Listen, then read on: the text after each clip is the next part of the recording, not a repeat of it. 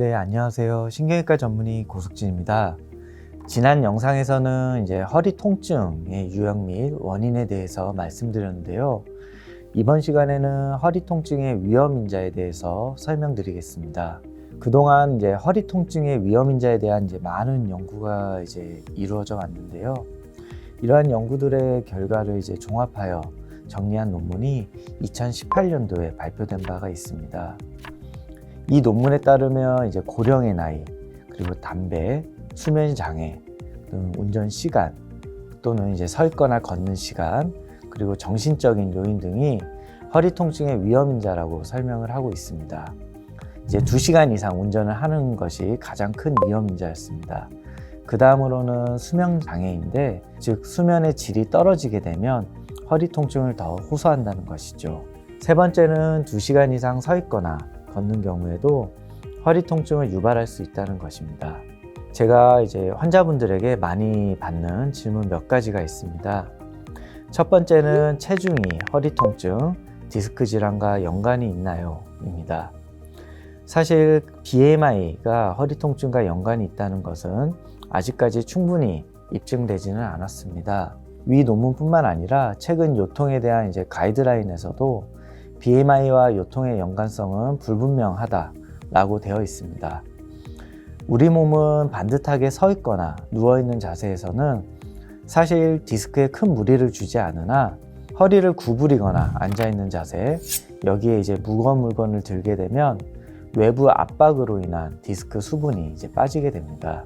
따라서 우리가 생활을 하다 보면 반듯한 자세만은 할 수는 없기 때문에 안 좋은 자세에서 BMI가 높을수록 디스크에 더 큰 압력을 주게 되고, 이로 인한 퇴행성 변화를 야기시킬 수 있으므로 저는 환자분들께 좀 체중을 줄이라고 설명을 드리고 있습니다. 두 번째는 허리 통증에 걷는 게 좋다고 해서 통증이 있어도 오래 걷곤 하는데 이게 괜찮은 걸까요? 입니다.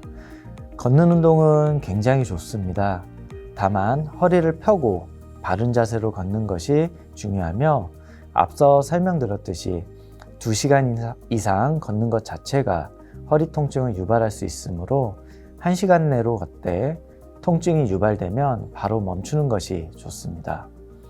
세 번째는 평소에 오래 앉아 있는 직업인데, 또는 오래 운전하는 직업인데 어떻게 해야 할까요? 입니다. 사실 오래 앉아 있으면 허리가 구부러지게 마련입니다.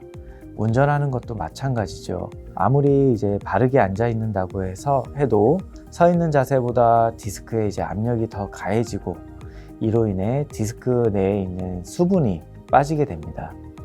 그런데 허리를 구부린 채로 오래 앉아 있게 되면 그 압력이 훨씬 커지겠죠.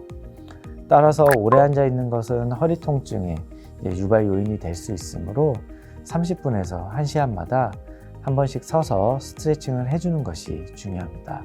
사실 제 진료실에 오시는 분들과 얘기를 나눠보면 허리 통증이 이번이 처음 발생한 것이 아닌 경우가 많습니다.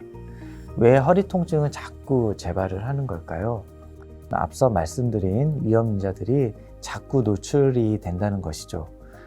환자분들은 급성 허리 통증이 시간이 지남에 따라 호전되면 예전 습관을 그대로 하는 경향이 있습니다. 아팠던 상황을 금세 잊게 되는 것이죠. 그래서 전 항상 허리 통증으로 오시는 분들께 이번 기회를 통해 평상시 생활 습관 개선이 꼭 필요합니다 라고 말씀을 드립니다. 그 외에 허리 통증이 만성화가 되는 원인으로 사회, 직장에서 받는 정신적, 심리적인 요인이 있습니다. 이는 작년에 발표된 요통 가이드라인에도 명시되어 있을 정도로 중요한 요소로서 우리가 평상시에 스트레스를 많이 받게 되고 우울감이 느껴지는 경우 허리 통증이 지속될 수 있다고 합니다. 물론 아직까지는 가설이지만 우울증과 통증 감각이 중추신경에서 같은 패스웨이를 지나기 때문일 것이다 라는 게 현재 생각입니다. 수면의 질도 마찬가지입니다. 수면의 질이 떨어지게 되면 근골격 통증을 유발을 하게 되고, 통증 감각의 민감도를 높여서 만성 요통으로 전환될 수 있습니다. 지금까지 허리 통증의 위험인자들에 대해서 말씀드렸습니다. 허리 통증은 어쩌면 현대인들에게 감기와 같은 질환으로 평생을 함께 할 수 있습니다. 따라서 앞서 말씀드린 위험인자들을 피하는 것이 100세 시대의 허리 건강을 위해 중요하다고 볼 수 있겠습니다. 제가 설명드린 부분 외에도 추가적으로 궁금하신 그런 내용들이 있다면 아래 댓글에 남겨주시면 제가 확인한 후에 나중에 영상으로 이렇게 찾아뵙도록 하겠습니다. 지금까지 연세사랑병원 신경외과 전문의 고석진이었습니다. 영상이 도움이 되셨다면 좋아요, 구독 부탁드리겠습니다. 감사합니다. 좋아요. 다시 한번 하겠습니다. 이거 좀 어색한데. 다시.